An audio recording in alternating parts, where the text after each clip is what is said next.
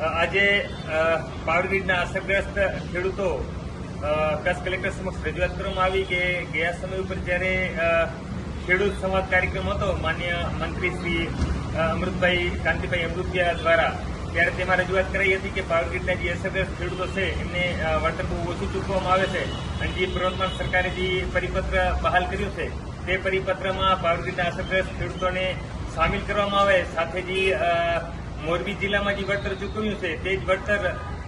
કચ્છના ખેડૂતોને પણ ચૂકવવામાં આવે, જેમ કે સિવિલખા, લાકડીયા, ખોડાસર,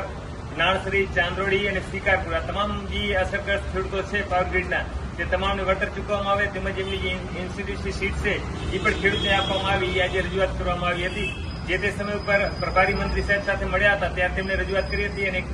માન્ય શાસકશ્રી પણ ભલામણ કરેલી હતી કે કચ્છના ખેડૂતોને ન્યાય આપવામાં આવે. એને અનુસંધાને આજે રજૂઆત કરાઈ છે અને આશા રાખી છે કે આગામી ટૂંક સમયની અંદર પાવરગ્રીડના જે અસરગ્રસ્ત ખેડૂતો છે એમને પણ